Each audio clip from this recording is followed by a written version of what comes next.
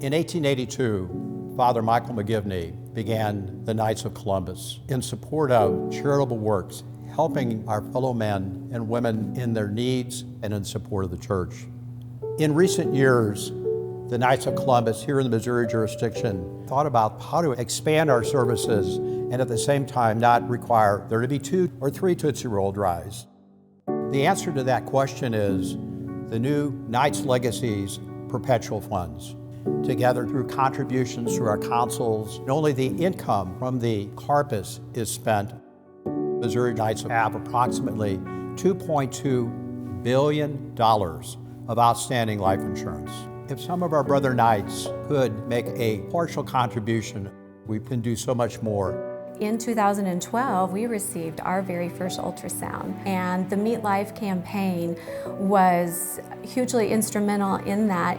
We have been able to save hundreds and hundreds of lives, and without this, we would not be seeing the numbers that we are. The very first woman that we did scan, she was actually pregnant with twins. Being able to show her babies brings women to a reality that a lot of times they don't want to face. But she did choose life. God has blessed our clinic with a lot of growth, and so we will very soon be applying for another machine. About 20% of kids have a developmental condition or problem at some point in their life. Our center serves over 2,000 unique patients a year, with being over 4,500 visits. When families come to the Knights of Columbus Developmental Center, sometimes they're feeling lost, but we really provide care for kids with all developmental conditions comprehensively. In turn, we really see these kids develop. What limits us most in serving more patients, because there's definitely a huge need, is staff. I think sometimes there's a misconception that we're trying to fix kids. There's nothing wrong with the kids that we're seeing. They're exactly who they're supposed to be. We're really helping families, guiding kids to the best version of themselves and making sure they reach their full potential. We've had the emergency funds for the Knights of Columbus State for a number of years. It's not a new program for us, but we felt that a legacy fund attachment to this would really give it strength going forward whenever disasters do arrive. I joined the Knights of Columbus in the Joplin area, and we lived there for almost 9 years and went to St. Mary's Parish, which was involved in the tornado, was completely destroyed, except for the cross. I have a priest friend who found an old yearbook from 1995 for St. Louis. They had 503 priests at that time. And we're looking now 7 years down the road only having 138. We do need to pray for vocations, but on the other side of that coin, there is a cost involved with becoming a priest, and that's where our vocations fund can make a difference, so we can provide that financial backing that they're going to need to complete their education.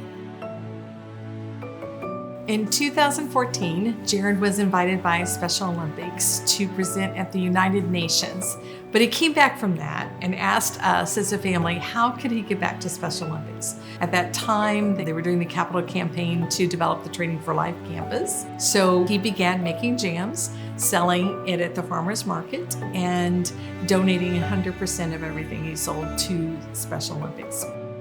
Being a parent, you try to support your children in whatever activity, and you're there to follow along those steps.